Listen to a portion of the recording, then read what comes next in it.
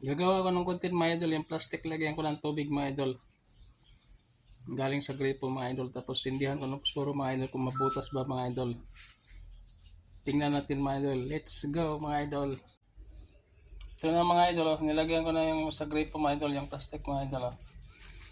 Tapos sindihan ko ng pusporo mga idol, sinira ko mga idol kung sinira ko sa mga idol, tapos sabit ko mga idol. Sindihan ko ng pusporo mga idol. Ayan mga idol. Ayan mga idol. Subukan ko mga idol kung mabutas ba sa apoy mga idol ng pusporo mga idol. Ito, sindihan ko na mga idol. Ayan mga idol. Kung kaya mabutas yan mga idol. Ayan mga idol.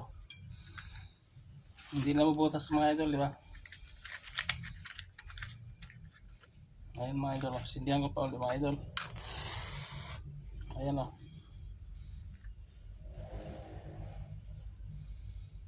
Kaya mahirap butasin mga idol pang plastic mga idol na may tubig mga idol. Ayan o.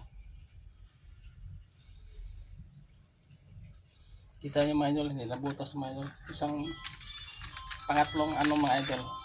Sindi ng pusporo mga idol. Ayan mga idol o. Hindi talaga nabutas mga idol o. Subukan ko mga idol, alisan ng tali mga idol kung magkaroon ng hangin ng plastic mga idol, kung mabutas ba mga idol. Mga idol, hindi na matanggal yung tali mga idol, hiwain ko ng kutsilyo mga idol. Para kung masunog ba siya mga idol pag ano, ayan, magkaroon na siya ng hangin mga idol.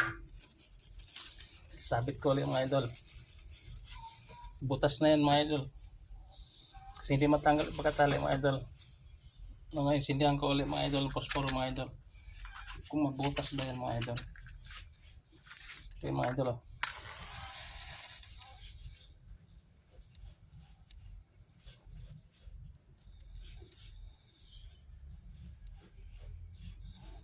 Ayaw pa rin mga idol.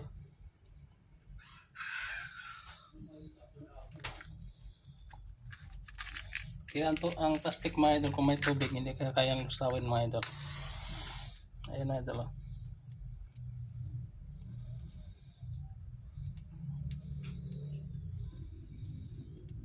Ayan mga idol, ayaw talaga mga idol.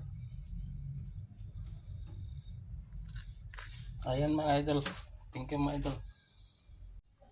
Kaya mga idol, kung ihiling tulad natin ang sarili mga idol doon sa plastic mga idol, sa pagbablog mga idol, kung sino mang umano sa atin mga idol, nangungutya sa pagbablog natin mga idol, pabayaan na natin mga idol.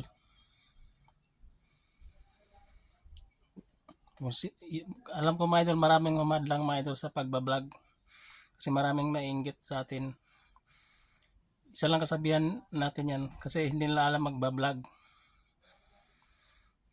Kaya mananatili tayong, kahit apuyan pa nila tayo, mananatili tayong malamig. Yan mga idol. Dahil kahit kailan hindi nananaig ang apoy sa tubig. Yun lang mga idol. Thank you for watching mga idol.